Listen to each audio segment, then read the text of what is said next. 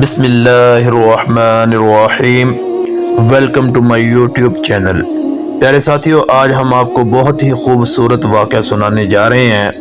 یہ واقعہ ذو الرجل یعنی پاؤں والا اسرائیلی کی توبہ کا واقعہ ہے، اور یہ عجیب و غریب واقعہ ہے۔ عبد الرحمن بن زید اپنے والد سے نقل کرتے ہیں۔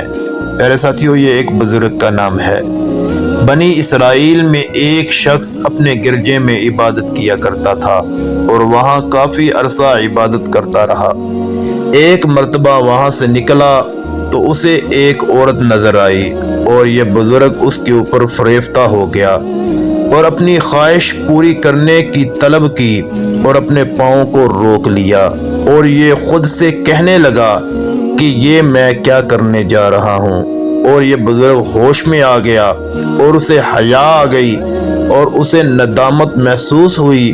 پھر جب اس نے چاہا کہ یہ اپنا پاؤں دوبارہ گرجے میں لے آؤں تو کہنے لگا، دور ہو دور ہو، ایسا پاؤں جس نے اللہ کی نافرمانی کا ارادہ کیا ہو وہ میرے ساتھ دوبارہ گرجے میں نہیں آ سکتا۔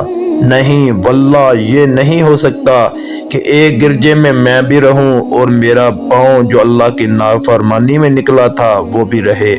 تو اس نے اپنے پاؤں کو وہیں یعنی باہر دروازے سے باہر معلق چھوڑ دیا، اور اسے ہوائیں، بارش، سورج کی گرمی، برف باری سب ہی لگتی رہیں، مگر اس نے اس پاؤں کو اندر یعنی کمرے کے اندر گرجے کے اندر نہ کیا، حتیٰ کہ وہ پاؤں سوکھ کر گر گیا، کٹ کر گر گیا۔ تو اس نے اللہ تبارک و تعالیٰ کا شکر ادا کیا، اور اس بزرگ کا جو تذکرہ کتابوں میں ذو الرجل پاؤں والے کے تذکرے سے نازل ہوا، اور یہ اسی نام سے مشہور ہو گیا۔ تو پیارے ساتھیوں، امید کرتا ہوں کہ آپ کو یہ واقعہ پسند آیا ہوگا۔ اگر پسند آیا ہے تو میرے چینل کو سبسکرائب کر دیں، ویڈیو کو واچ کر دیں، لائک شیئر کریں اور کمنٹ ضرور کریں۔ ملتے ہیں اگلی ویڈیو میں، تب تک کے لیے اللہ حافظ۔